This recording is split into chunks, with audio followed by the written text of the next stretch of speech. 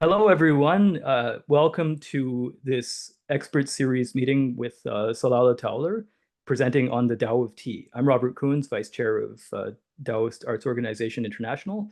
I want to thank everybody who is participating in the live version of the seminar for joining. And I would like to also introduce Solala, who not only is one of, I think, the most pivotal figures in the American Daoist community. He is also a real bona fide, genuine tea master who has put in a lot of effort to study tea and Nali, written Nali, not a considerably tea on the master, subject. a tea lover. Um, Tea lover. Okay. And so I'd like to introduce Solala and our event today, which will be about the Tao of Tea. Um, I don't have too much else to say about that particular topic, so I'd like to pass it on to you, Solala. Okay. Please tell us everything that you're willing to tell us about tea culture. Woo. Well, I see the folks that are here. I know some of you are tea people, what I call tea people, who follow the path of Cha Dao. So I don't need to explain a lot of basic stuff. I will just a little bit for the video in case people who don't know a lot about tea come to the video, look at the video afterwards. I was thinking yesterday about the whole vast world of Tao and Taoism and how there are different portals into Tao, like Qigong, Neigong, Neidan, Taiji Chuan, all these different, even calligraphy, art, and tea for me, is a portal into Tao. For me, tea is just as important as my Qigong or meditation practice. And it's something that feeds me. It feeds my heart and feeds my soul. So I'm going to talk a little bit about tea, and I'm going to share a few things from this book of mine called Tea Mind, Tea Heart. Um, and of course, as I go along, if anyone has a question at any time, feel free to unmute yourself. So, as I'm sure all of you here know, and for a lot of people watching this afterwards, Cha Dao is the way of tea. And it is a way to use the way of tea to um, move into a portal into Taoist practice and the Taoist arts. And it's been something that people have been doing for many, many years. One friend of mine told me that he saw or heard about cave drawings, cave paintings, 3,000 years old, of people making offerings to tea trees. And so a lot of us who do Kung Fu tea, Cha Dao, we use these certain implements. Not is that important. We happen to use these different implements, but I always want to make it clear that people do not need to have an I Ching pot. You do not need to drink Chinese tea. You don't need to drink pu'er tea. You can make any tea that you drink into a Cha Dao practice. So I happen to have a really nice little I Ching pot here that a Chinese friend of mine gave me that has double yin yang on it, and a fairness pitcher, and a cup, a stoneware cup that I got in a big tea market in Beijing many years ago. You can use any kind of cup, you can use any kind of pot and any kind of tea because it's all about tea mind. Tea mind is where you start bringing in these principles of Taoist practice, like water course way, of course, goes with tea, water course way, going with the flow, being able to tell what the flow is in order to go with the flow. Manzo, which is going slowly, speaking slowly, drinking slowly, moving slowly, listening slowly. And of course, Pu, the uncarved block, and Ziren, about being in the moment, spontaneous, natural. And Wu Wei, of course, which to me is the most important principle in all of Taoism and kind of includes all the other principles in there. So T mind is to live your life with these principles in your life, the way you relate to other people, the way you treat other people, the way you treat yourself, the way you live your life in whatever form of life you're living, whether you're a business person or a student or a doctor or just a tea student as myself. I've had a number of tea teachers. I was just this last May, I was in Taiwan, and some of you may know a fellow named Wu De, who has a big center there, an international tea center, where they publish, for many years, they published a magazine called Global Tea Hut, a monthly magazine, which is about the culture and spirituality and history of tea.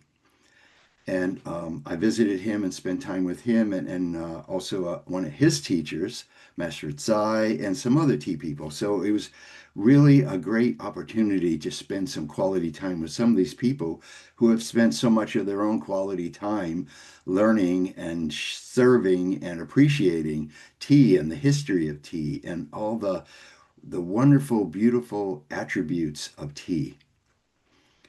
So I'm going to make myself some tea here. I'm hoping you guys will. I have a little tea tray here. And this tea tray itself, Zachary might know this guy, Omar Riverstone, who lives in Olympia, Washington, made this tea tray, which I've used for a long time, as you can see. And it opens.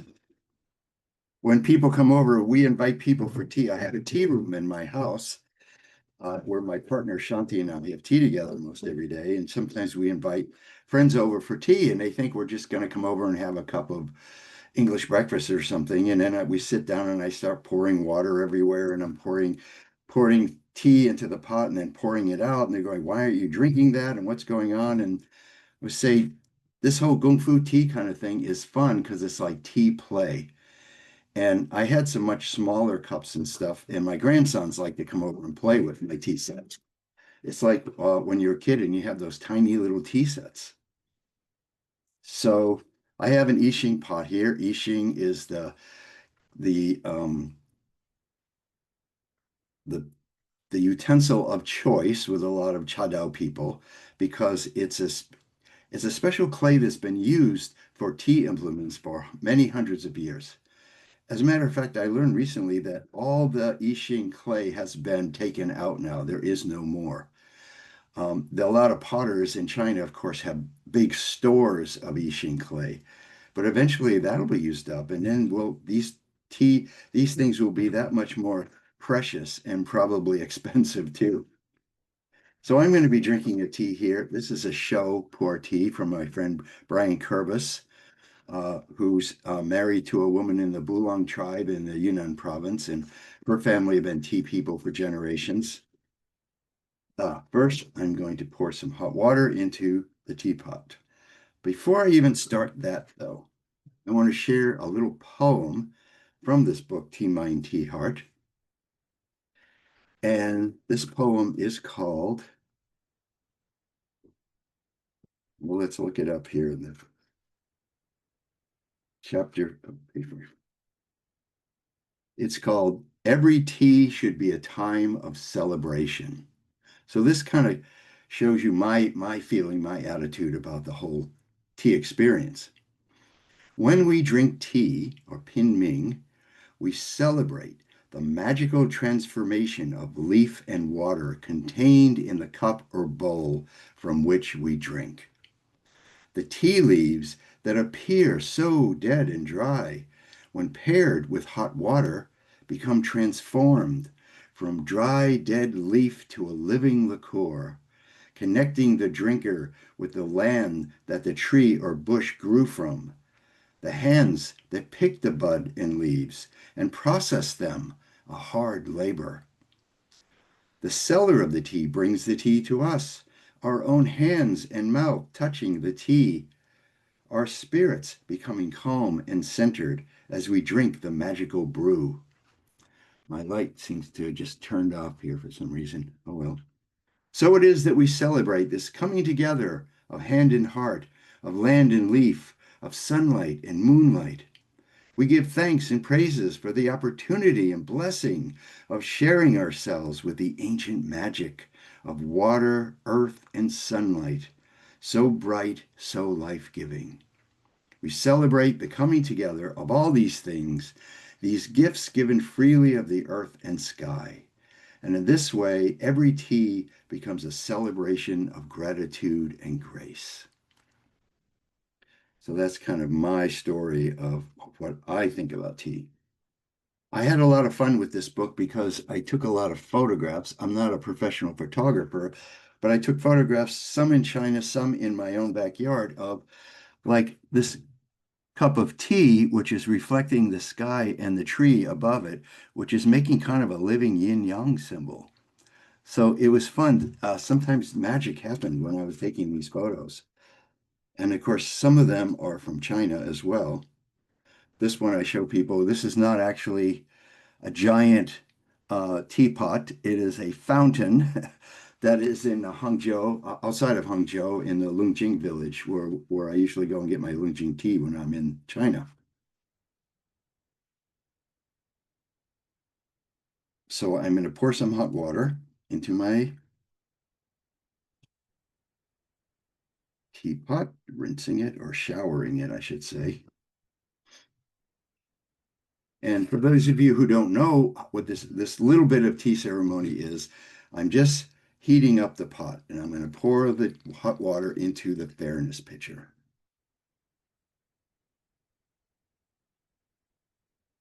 And then into my cup, heating up the cup also, and then pouring that water out into my nifty tea tray. Then I'm putting some show.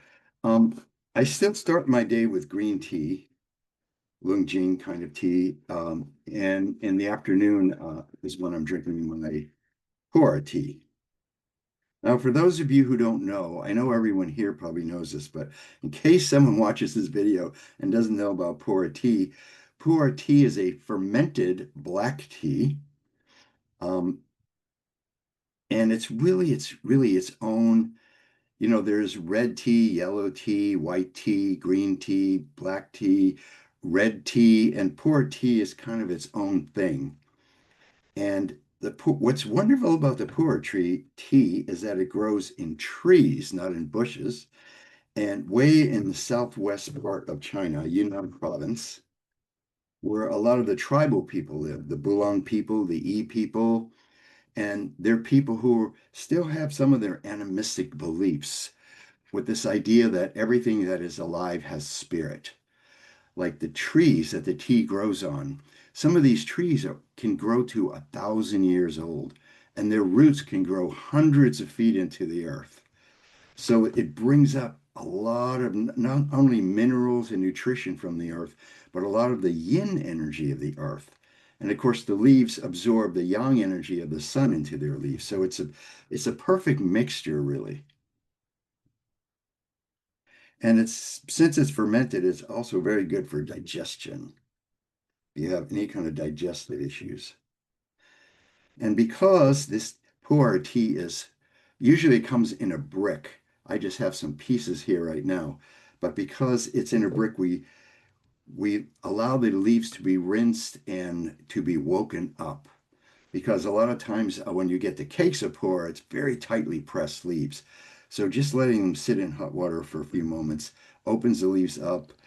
And it also kind of rinses off any dust or any impurities on the tea. So we're pouring the first one out. Years ago, we had a friend over who was Japanese and didn't do this kind of gongfu tea. And we were serving a really high quality tea, and she saw me pouring the first pot out, and she yelled, "I would drink that tea." But I said, no, no, that's okay. We're going to give you some really good tea after this.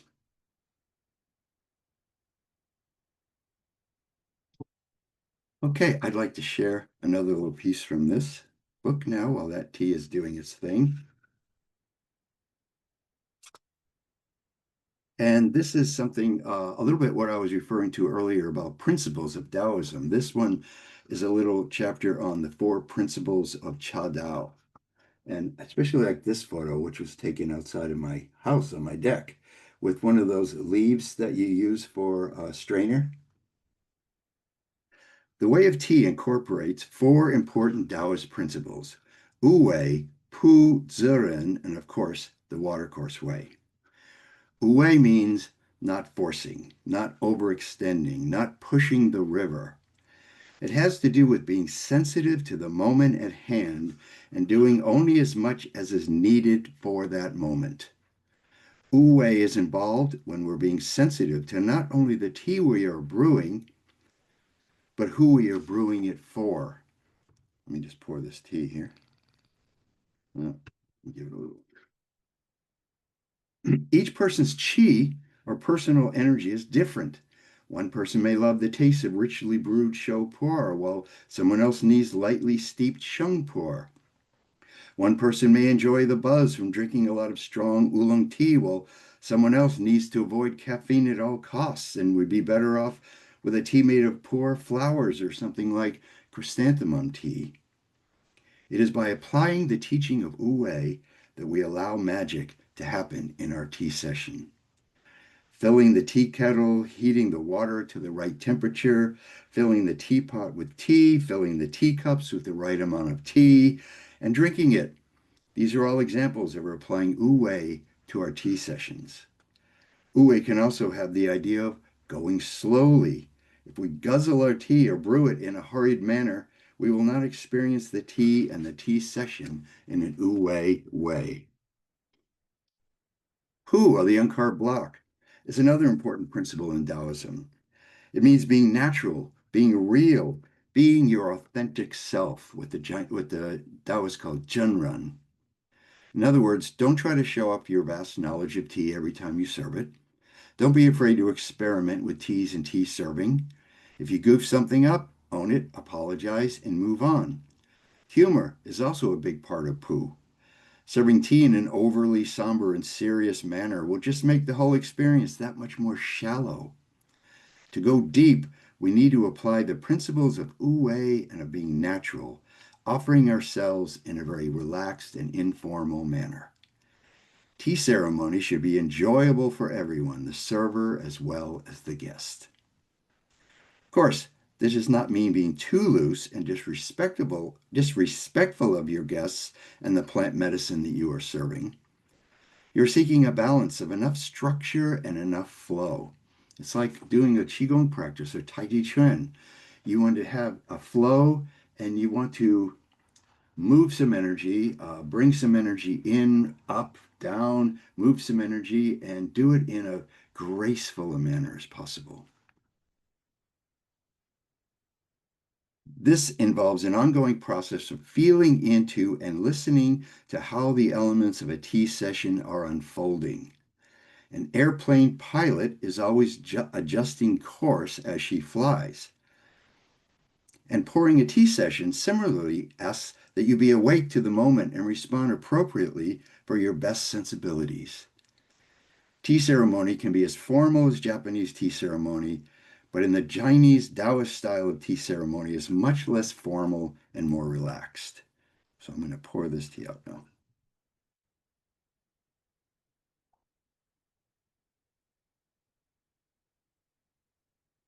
The third Taoist principle used in Sha Dao is the watercourse way.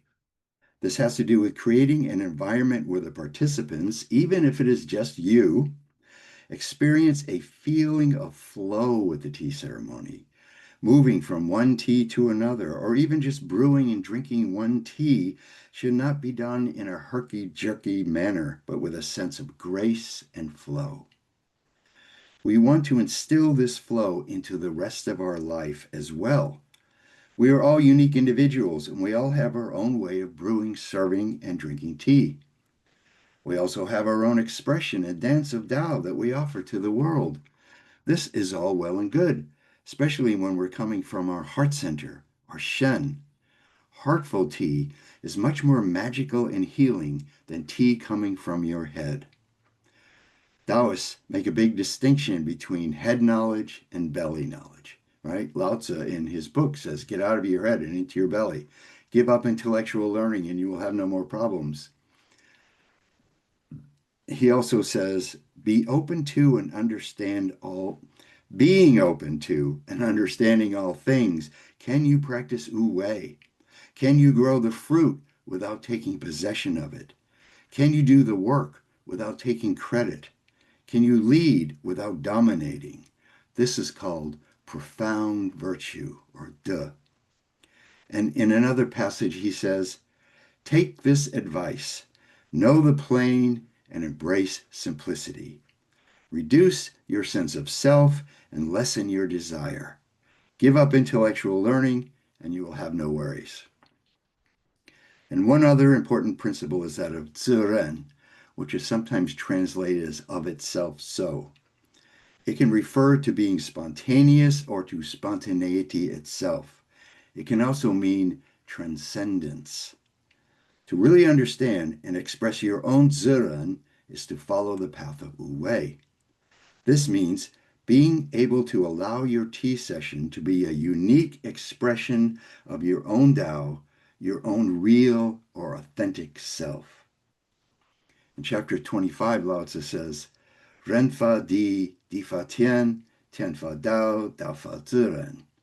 People follow or pattern themselves after the earth. The earth follows or patterns itself after heaven. Heaven follows or patterns itself after Tao. Yet Tao follows or patterns itself after itself. And here's one of the illustrations when the leaf fell into the cup. I had a lot of fun with the photographs for this book. Oh, wait, there's one more paragraph. It is when we allow these four important principles to guide us in our tea sessions, as well as in the rest of our lives, that we attain the high level of being a Zenran, an authentic being, which is one of the highest levels of human being in the world of Tao. So I think I should take a little sip of this tea. It's important for people who, especially if you're just beginning on the path of Cha Dao, to don't buy the cheapest tea you find in a Chinese grocery store. You need to invest a little bit in high quality tea. High quality tea is high quality qi and will give you high quality qi. And of course, high quality tea in a pot like this, you can steep 8, 10, sometimes even more times. So you actually do get a lot of value for your dollar.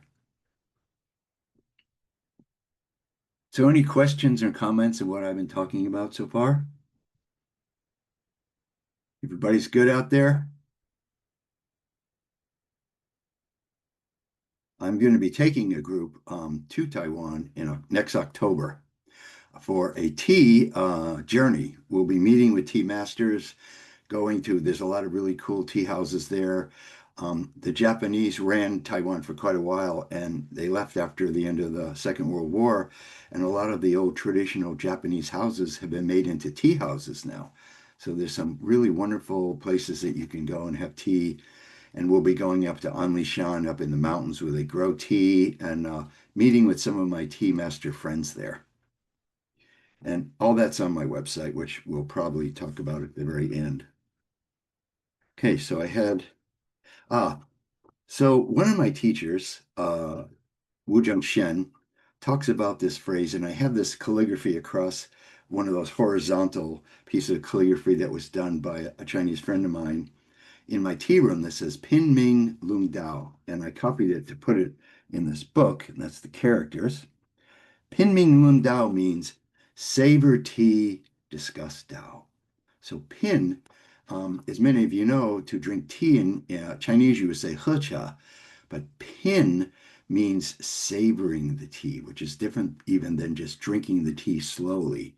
And this character, Pin, as you can see, has three mouths, one on top and two on the bottom. And then Ming is an ancient word for tea that was used a lot before they started using the character for cha. And it can also mean high quality tea. And Lun Dao, discuss Dao, doesn't mean you have to only talk about Taoism. It's anything like share some things from your heart, some poetry, some stories, share with your friends what's going on with you these days, things that you want to learn that you've been learning, that kind of thing, where a tea session becomes a real meeting of hearts. And speaking of which, I have a little thing that I do that I learned from my teacher, Wu Shen,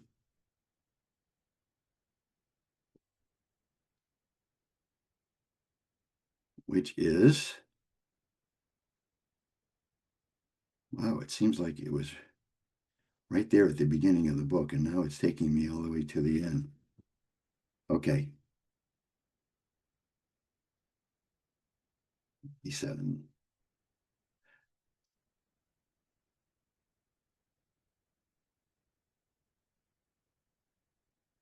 This is, of course, Bodo from China. And this chapter is about poor tea, but I'm not gonna, you know what? This isn't the one of the ones I want to share. I want to share this little one called Tea and the Celestial Heart. I teach a weekly Qigong class called Alchemical Heart Qigong. And we're moving, and it started with open heart Qigong and it's gone through various variations, but now we're working a lot with alchemical practices that have been used to open the heart and strengthen the heart and the Shen. And tea ceremony, I believe, if done in a graceful manner, can also strengthen our heart connection with other people.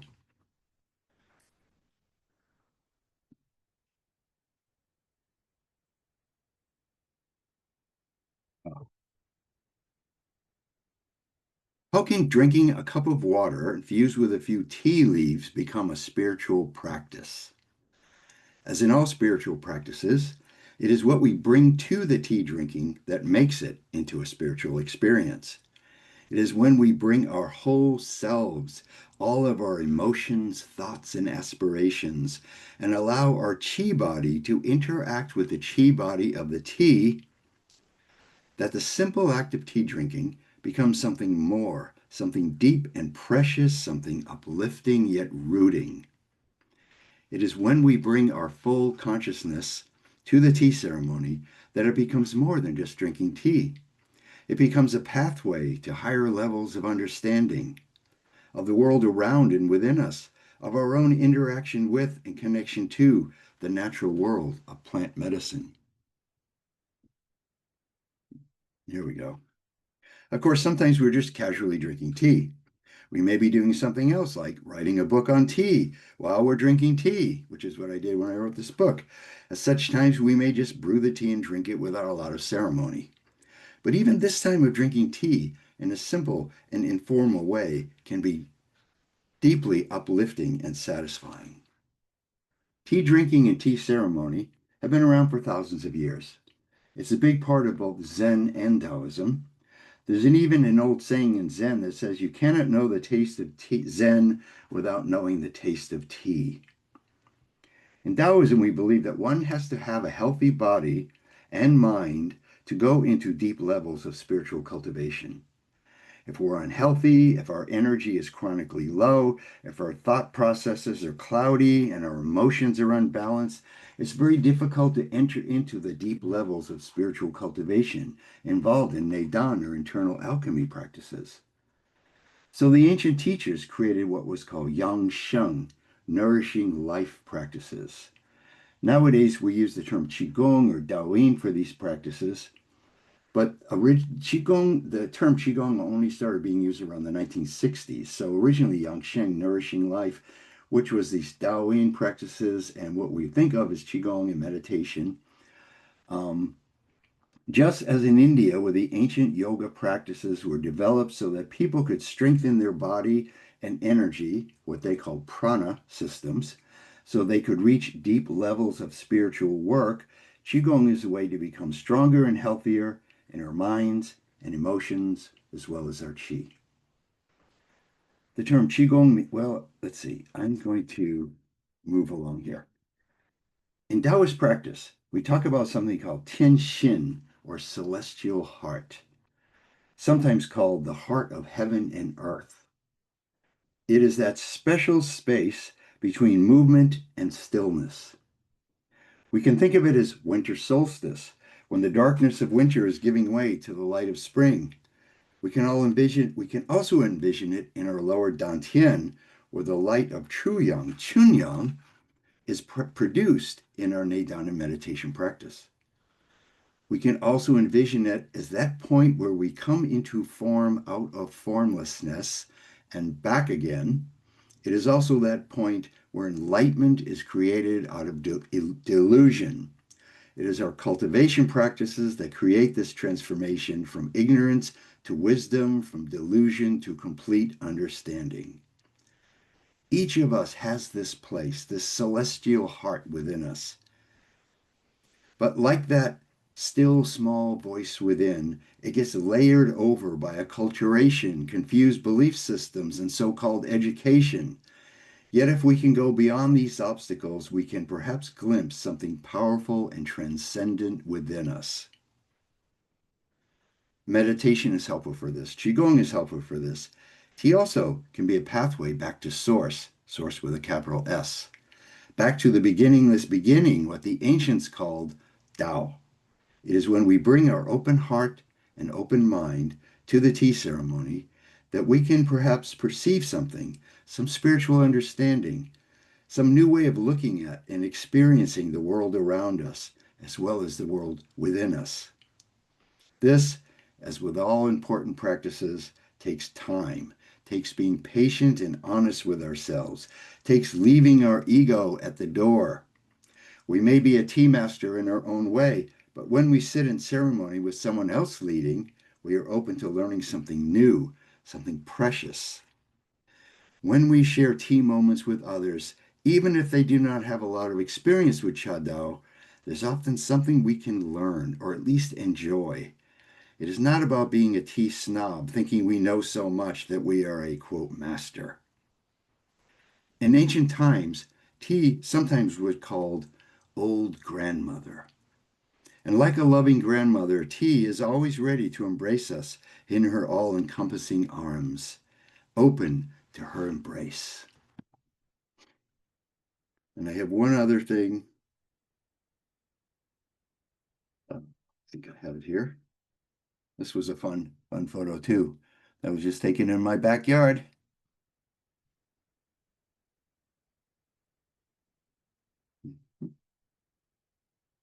And I have a chapter in here about some stories about tea and a tea ceremony that I did with some tea people up in Qing, Qing in China many years ago. We had a really interesting Daoist tea ceremony up there with these people. They were actually three people. At the front of the room was the tea master. On one side of the room was one of the tea people, one of the priests, just tending to the incense. They were just in charge of the incense for the ceremony. Someone else was in charge of playing the guqin, playing some ancient melody while he led us through the ceremony. It was quite wonderful. Another aspect of tea in Taoism is the use of incense. And I don't know if all of you use incense for your tea. If you are using incense, of course, you want to use really high quality incense. You don't want to use like really thick, perfumey incense. Most of the times, the kind of incense we use with tea ceremony and doing any kind of Taoist ceremony is called agar wood, sometimes called aloes wood. And I visited a tea shop, excuse me, an incense shop in Taiwan in May, which is just a shop only selling incense, mostly only selling agarwood incense, a little bit of high quality sandalwood. And it's very thin pieces. You have to be careful, it breaks easily. And it doesn't have a huge perfumey thing, but even in Taoist temples, when they're doing ceremonies, they always start with offering incense. And it's kind of like the incense, the smoke of the incense carries our thoughts and prayers to the realm, to the celestial realm. So if you're going to use incense, be sure you use only that kind of incense and a really high quality one. Matter of fact, the guy who was, just like when you go to a tea shop in China, they have different grades of tea. Also, the nice thing about going to tea shops in China or Taiwan is that you get to sit down and drink the tea before you buy it. And you get to try different teas. It's not like you just go in and pick something off the shelf and buy that. You sit down. Oh, what is this tea? Oh, well, I'll make some up for you. You sit and drink.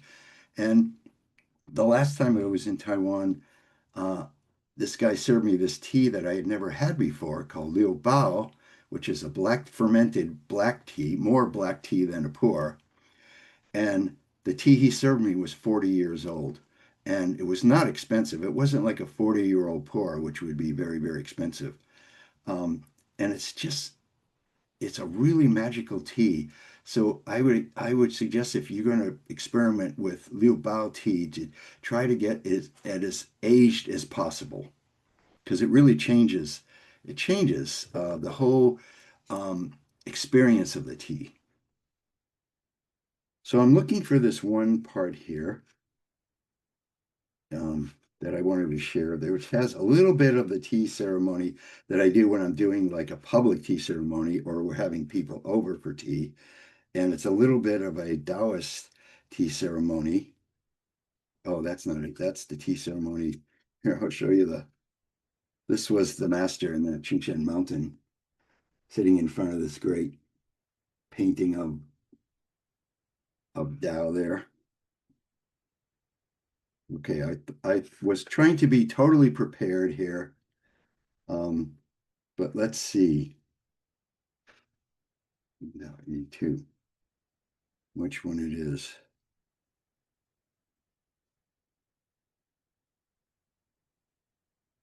No, that's that one, okay. I even went so far as to put these little plastic things in there so I would be totally organized, but this it? No, that's not it. I mean, a lot of people, when you first serve them, say, pour tea, it's, here we go.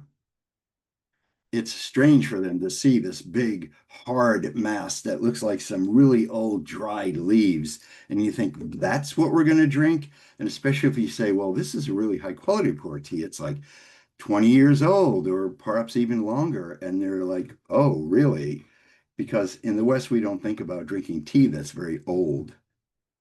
But it's kind of like wine. You know, people pay big bucks for really aged wine, and the longer certain wines are aged, the better they are, and the better the experience is. Same thing with pour tea. Okay, I think this is the one.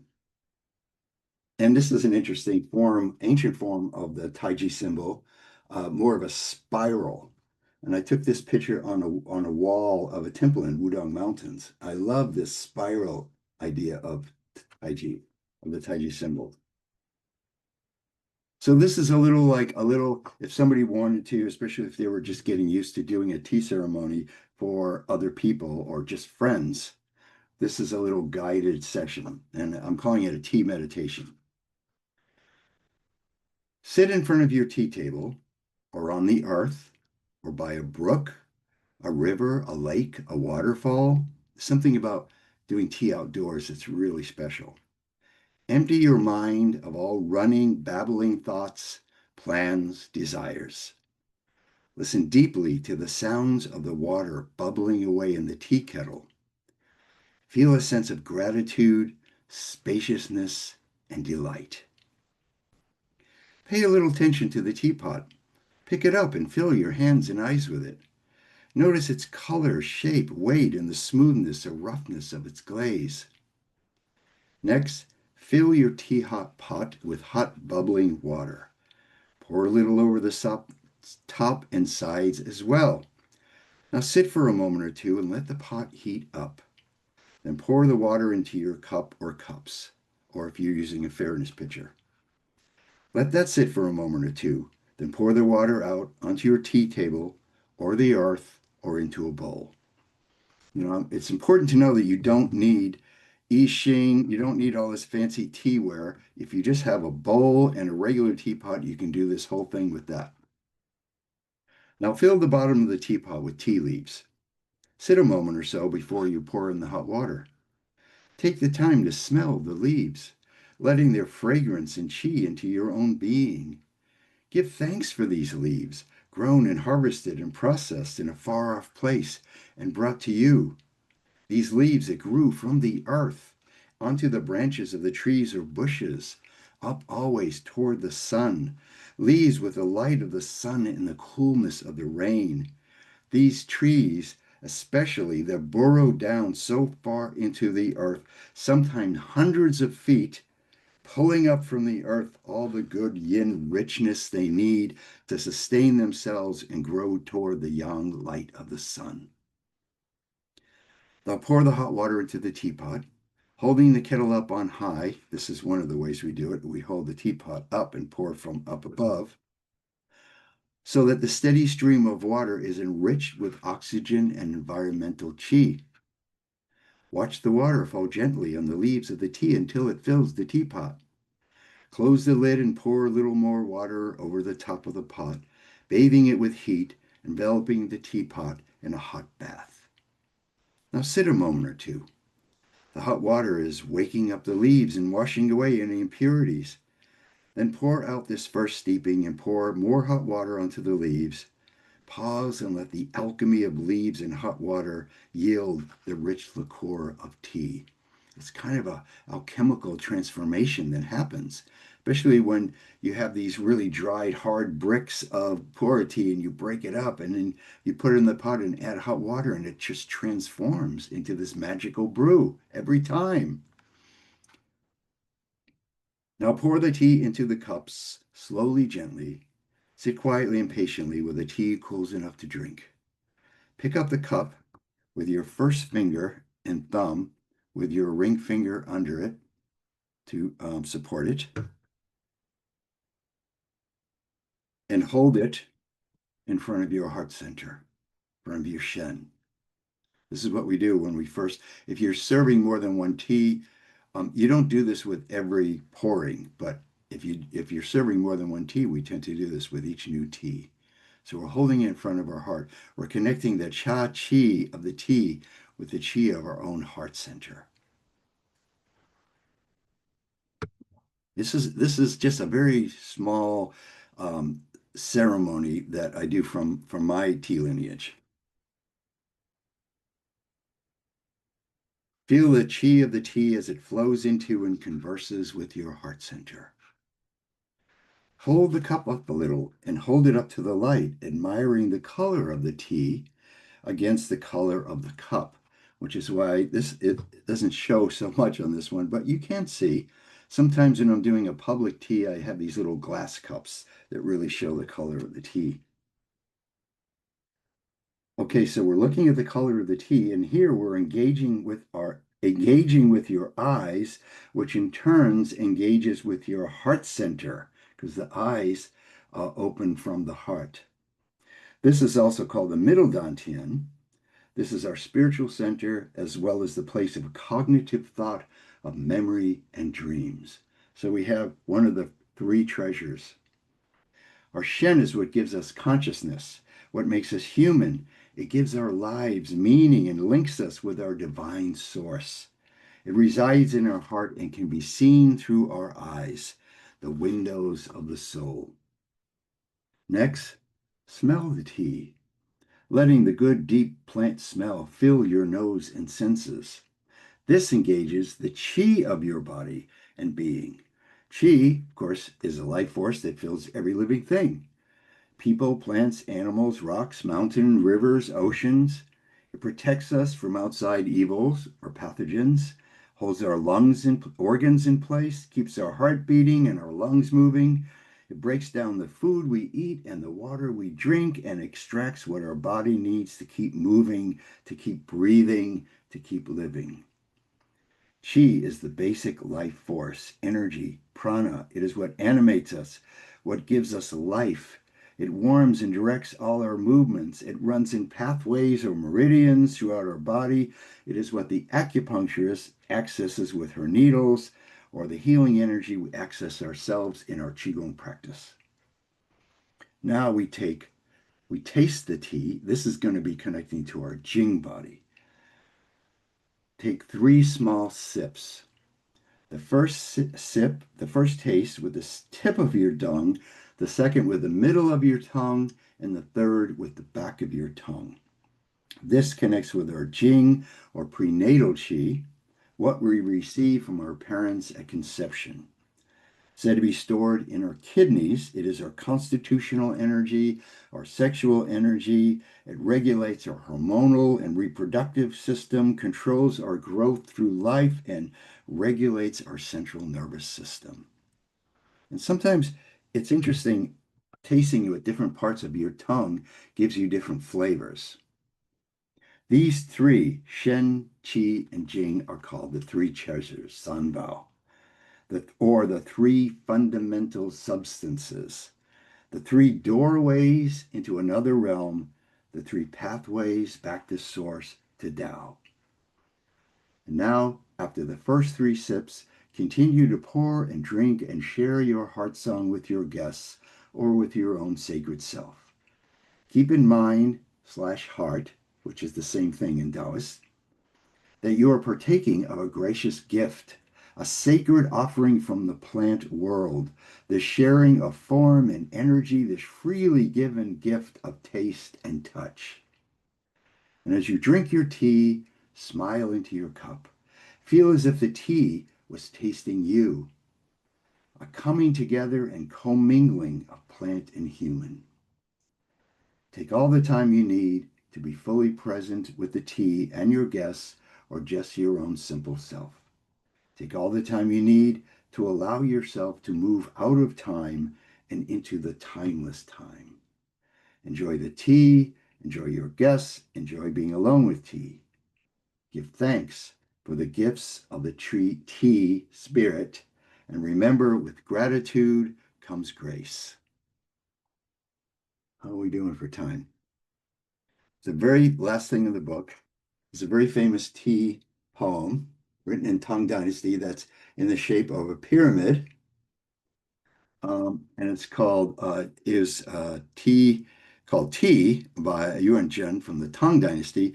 And I love this translation because I was translated by my friend in Hangzhou, who is not a scholar at all. And she wrote it in English, and her English is sometimes kind of interesting, and which I love. And I love her translation. It's not what a scholar would translate, but I love it. Tea with fragrant leaf, tender bud, loved by poets, appreciated by Buddhists. It is like an ornate white jade, a light, elegant scarf. We cook it in clay utensil till the leaves become light yellow. Transfer into a clay bowl. Rinse the bowl to remove the tea dust. At deep night, we invite it to enjoy the moonlight together. At early dawn, we need it to awaken the sun glow. It helps wash all dusty earth-born feelings, but makes us always refreshed from our drunken life. And this, of course, is a very famous thing in a temple in Wudang Mountains, which is a stone dragon head that goes out. This photo I took on a day it was very misty, and usually you can see all the mountains around there, but it looks like it just sort of goes off into the void. So I think that's all I wanted to present here, but we also wanted some time if there are any questions or anything people wanted to share themselves about their own tea journey. Hi, Solala. First, I want to say thank you very, very much for your wonderful presentation. Very well, very, very welcome. Yeah, and let me be the first to ask a question. So, when you practice tea, you mentioned several times this idea of a kind of qi associated with tea and also the heart connection to tea. And I'm wondering how we can apply this principle of qi cultivation, yang sheng, or heart principle. Is there something we can do with tea that's sort of like qigong or meditation? How do you manage that? Well, of course, when we're drinking tea, serving tea, we do it as a meditation and it becomes a Yangsheng practice of itself. But also this idea of tea mind, which I have in a different chapter, but tea mind is when you're applying these principles in your life, and you can apply tea mind even if you're a coffee drinker. If you're not going to the Starbucks, getting the coffee and guzzling it down before you get in your car, or you're driving and guzzling it down, take the time to really slow down and really enjoy the experience of the coffee and feel in your body what it's doing with your chi, not just the caffeine aspects, but the alchemical aspects. Coffee can take you on the same journey that tea can if you apply these principles to it. And then everything in your life, you're living your life with tea mind. You're trying to be one of those people that goes with the flow, that doesn't take themselves too seriously, doesn't take the world too seriously. Remember, the most important of the ancient Daoist teachers after Lao Tzu is a fellow named Zhuangzi, and he describes the ideal lifestyle of a Taoist he calls xiao yao yo, free and easy wandering. And my Taoist teacher, Ching says, I can describe the ideal Taoist life in 3 words: take it easy. So I don't know if that applies to your question or not. Thank you. Yes, wonderful. Okay, Wonderful. good. I'll open it up to others. Hi, thank you, Solala. This was a really fascinating talk. Um, I actually have a similar question. Um, in my tea practice, I'm also trying to cultivate more awareness of chi and kind of awareness of the feelings, the sensations in my body that come with drinking tea. I think like up until now, I've mostly been focused on flavors and appreciating tea from more of a kind of culinary point of view. Mhm. So I wonder if you have any advice for how to get more, I guess, centered in your body when drinking tea. Well, I think the things that I've been talking about from these passages I've been reading about the way you approach tea. I have a friend in Portland, I think Zachary probably knows, a Westerner who goes by the name of Poe, and he lives in a tea temple. He actually lives in a tea temple there. And in one of my other tea books, I was doing an interview with him, and he was saying, I would be rather drink Lipton tea out of an old tin can that was served to me by someone who is really being with a feeling of presence and honoring than the most expensive pour tea served by someone who was not coming from that space. Which I always remember. I just love that image of drinking Lipton tea out of an old tin can, um, because it's what you bring to it. Just like, we can be doing a Qigong. We're like just sort of waving arms around or something, and it's not really a Qigong practice. But if we slow it down, if we are present with it, if we are opening all of our senses and our heart to the practice, it becomes something else. It becomes a deep spiritual practice.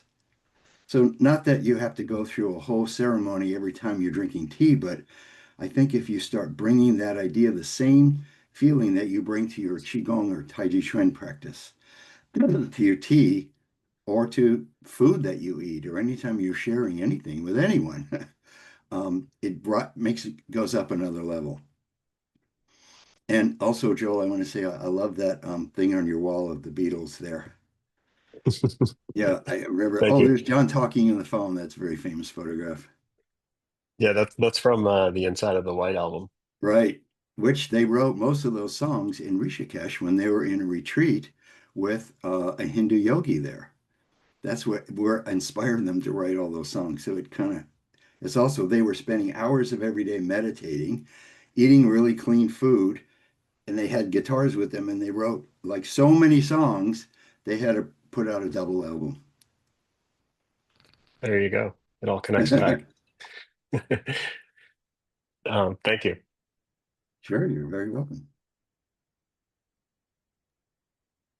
I just want to say real quick, thank you, Solala, and I really enjoyed the presentation as well. And I actually have taken a few courses with Zhongshan Wu as well. Oh. And I just moved from Washington to Colorado, and I couldn't find any of my tea stuff except Oh. for some tea that I bought from him a few years ago. So I was enjoying that while you were presenting. So I think his tea, if you talk about really being able to tune into the chi of tea. His tea really helps you do that because it's so strong. You know, the chi is so strong. Mhm. Yeah, I met him in Portland and spent various times with him, and then he moved to Sweden, Yep. and he loves Sweden. He told me I know. he said he loves the nature there. Yeah, the Galapagos And Islands. Yep.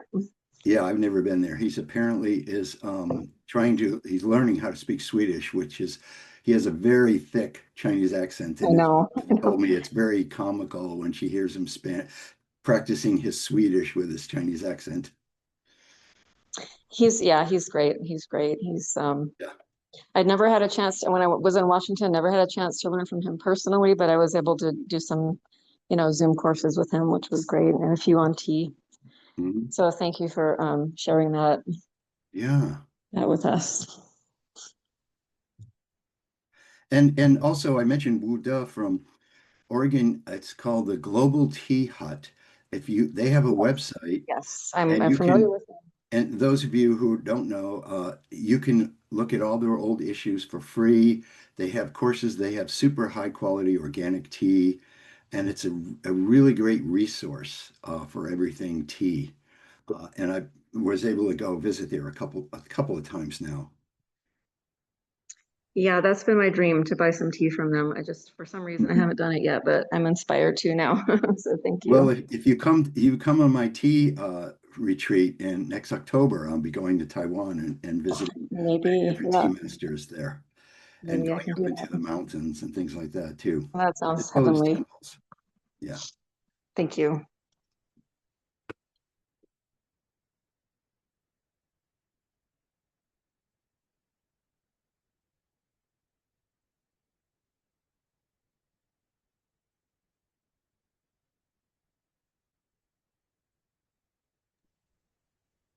Well, marvelous. Thank you very much, Solala. A big round of Thank applause. you all. Yeah, this is I got a wonderful. little nervous, I admit, when I found out there were all these like tea masters here on the call. So I hope you enjoyed what I had to share with you, and may we all grow and grow in all of our cultivation practices. Wonderful. Great message. Okay, well, thanks everyone for joining.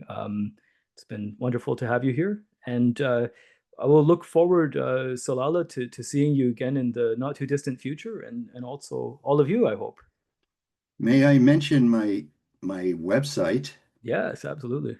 Abode, ABODE, Abode Dao, spelled with a T.com. And I have various Zoom classes on there, and I have my books on there, and things about my trip to China to Taiwan and things like that. So just a little plug there. If you want to learn more about what I do, abodedao.com. Excellent. Thank you very much. Okay, all right. All right. Well, good night, everybody. Thanks again. Take care. Oh, that's right. It's only 4 o'clock here. Thank you so Got it. much. Thank you. Okay.